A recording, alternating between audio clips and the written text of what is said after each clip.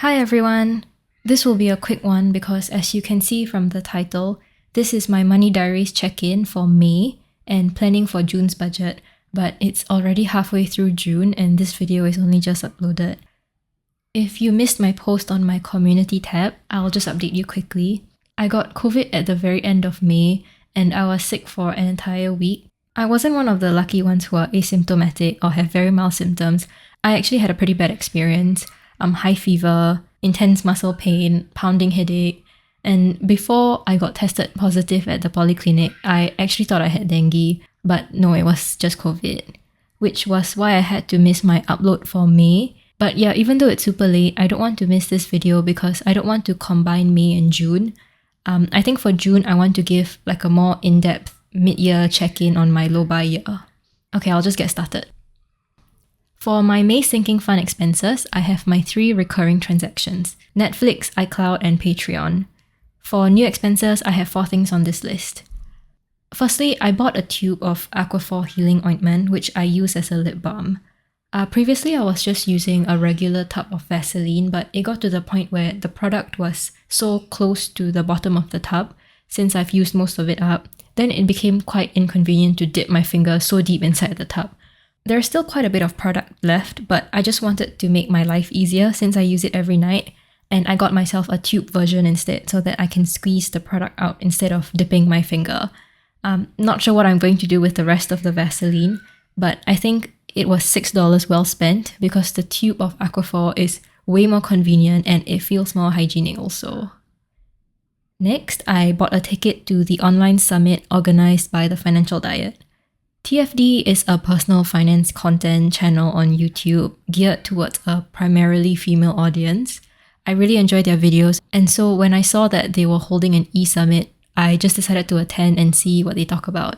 Because of the time difference, TFD is based in the US. I didn't catch the panels live, but it's recorded, so I just watched it afterwards.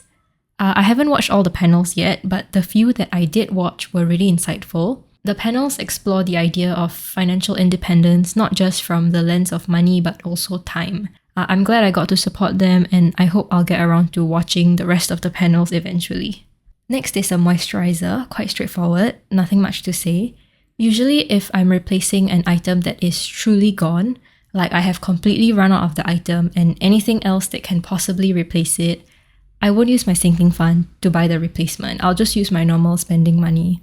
But I technically still have other products that can serve as a moisturizer, but I don't want to use them up yet, which is why I got this one. A quick review, I really liked it at first, but I think it's just slightly too thick for me and not hydrating enough. I think it's meant to be a body cream and not a face cream. I still have a lot left though, so I think I'll just bear with it until I finish it. The last thing on this list, which is a pair of new sandals, I have a story about. It's the most expensive thing I've bought this year with my sinking fund, and it was actually most of my sinking fund that I've accumulated this year. After I bought the sandals, I think I had about $30 or $50 left in my sinking fund. Anyway, so you see the picture on screen. The pair on the left is my current pair that I've been wearing for the past 2 years. It looks completely different from the new pair, but of course it looked like the new pair at the beginning when I got it. It's just been worn down so much that it looks like that now. I wear these sandals 99% of the time when I go out. I don't like wearing sneakers or shoes because I don't like wearing socks, and sandals are nicer than slippers, right? And they're also workplace appropriate for my office, so I always wear them. So it got to the point where the sole in the back has been completely worn down.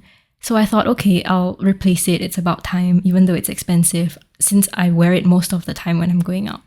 My mistake was getting a size smaller. My first pair, the worn-out pair, it's a size US 10, and 2 years ago when I got it and I wore it for the first time, I thought this is too big. Like lengthwise, it was perfect, but it felt like it was made for much wider feet than mine.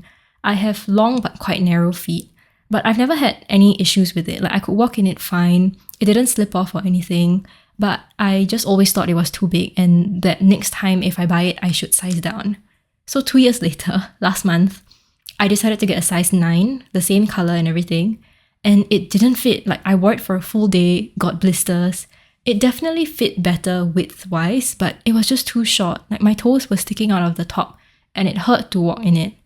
I was really sad, firstly because it was so expensive, and secondly because I was quite confident that sizing down was what would help it fit better. And I genuinely love these sandals, which is why I wore them down so much, right? Also, I couldn't return these because I bought it from the outlet section of the online store. So in the end, I just decided to gift them to a close friend of mine who has smaller feet than me. It takes a really long time to sell shoes, if you can sell them at all, on Carousell. And I didn't want to keep them around for too long without wearing them. So yeah, quite sad lah. And I'm also choosing not to replace my sinking fund money. I'm just treating it as sunk cost. I'm not sure when I'll be able to replace my sandals now, and I was also thinking about getting a new pair of jeans because I only have one pair. And I think this is where the rules of my low buy get a bit muddy, and I'm choosing to be on the slightly more conservative side when it comes to interpreting my own rules. For example, things like jeans and sandals, it's not like I have multiple pairs, and in practice, I only have one pair of jeans and one pair of workplace appropriate sandals. But the thing is, I have other pairs of pants that are not jeans, and I have other pairs of footwear that I can wear to work. So this has to come out of my sinking fund because it's not a necessity, right? That's what I tell myself. But it's not like jeans and sandals are a particularly enjoyable thing for me to spend on. And when I think of sinking fund, I think of fun spending, right? And I'm not a clothes person, so I don't think of jeans and sandals as fun. They're more utilitarian to me. So this is a dilemma I'm currently facing with my sinking fund. I have such a limited budget to work with each time, so I want to be able to spend it on frivolous and fun things. But I also have other more practical things to buy with the same budget. Yeah, so I guess this is where sacrifices have to be made, and it's really a test of my self-control and my discipline. All that aside, let's finally move on to my June budget. As always, it's mostly the same for all my fixed expenses. I want to highlight this extra income here, which is from my credit card bonus. Back in January, I applied for a Standard Chartered credit card, and finally, after 5 months, they credited my sign-up bonus, which is like $350 fall from the sky. I talked more about applying for credit cards to get sign-up bonuses in my last video. I'll link that below. And since I got this sum of extra cash, I'm putting it towards my LASIK fund. And with this $700, I have fully repaid myself for the loan I took from myself to pay for my LASIK back in March. I'm very happy about that, and I'm quite proud of myself for paying it off earlier. Other than that, here's the rest of my budget. I just have 2 short updates for the month. The first one is about my collaboration with Dare to Finance. I posted about it on my community page a while back. If you're looking for insurance or would like some financial planning advice, I would really recommend the team at Dare to Finance because they're such lovely people. You can check out their Instagram page too. They have a lot of insightful and helpful content. I have a Google form in the description below for you to sign up for a consultation if you want to. The next update is that I'm thinking of starting a blog as a supplement to this YouTube channel. Mainly because I have a lot of content ideas planned, but the video format is far more time consuming than writing blog posts, which hinders the rate of content that I can produce. I was wondering if any of you read blogs or would be interested in reading my content on a blog. I mean, even if you're not interested, I'm still going to do it for myself anyway. But tell me what you think. It'll be good to hear your thoughts also. And that's it for today. Again, I'm really sorry that this video is going up so late. I need to get back in the swing of making these videos again. After COVID, I was just taking it slow and mostly also catching up with my full-time work. I hope you're all taking care of yourselves, and I'll see you in my next video.